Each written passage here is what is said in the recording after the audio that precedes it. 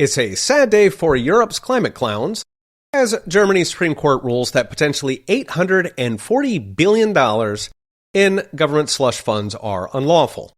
So first, what happened? On November 15th, Germany's Constitutional Court, which is the highest in the land, ruled that the constitutional debt brake rendered illegal a $65 billion slush fund that was using COVID money for climate projects.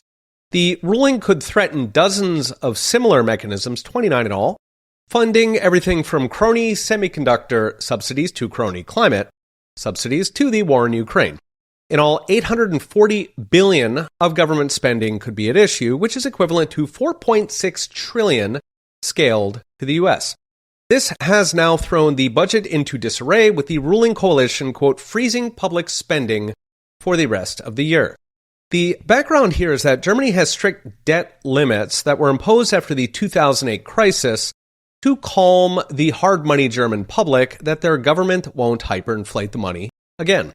The rules require that new debt must not exceed 0.35% of GDP. In fact, last year Germany ran a budget deficit of 2.5% of GDP, and it is on track to use these off-budget cheats to run a deficit of 2.2% this year, which is about 7 times the constitutional limit. Now, Germany's economy is already having a rough time. I've talked about this in a recent video. Thanks to inflation, especially in energy, along with export weakness and a slowing economy that's affected by a flood of cheap Chinese goods as Beijing dumps hundreds of billions into its own struggling manufacturers. All these have taken German factory orders down 15% in the past 2 years. German GDP, meanwhile, has only grown in 1 of the past 5 quarters, and real wages are down 4% in the past year. In fact, Germans are even cutting back on food, down over 5% from last year. And there is no relief on the way. The entire German economy is forecast to shrink in 2023 and to limp along just over 1%, so barely above population growth, in 2024. Thing is, all that weak growth was with the $840 billion slush fund.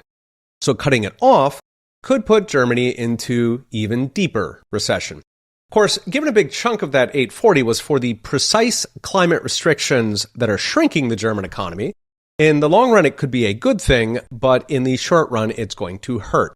So what's next? Brought to you by Unchained.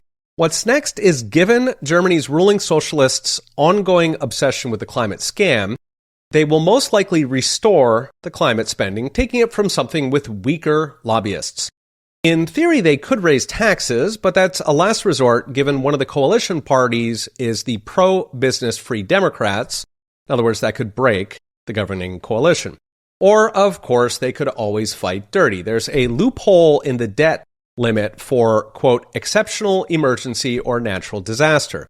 They played that card in 2020 for COVID and last year again for Ukraine. Whether it is loophole or fiscal shell games, my guess is Germany's socialists will do everything they can to keep circumventing the fiscal limits of their constitution.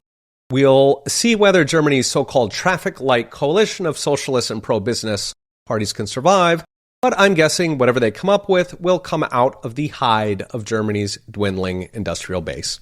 Okay, we'll be watching. See you next time.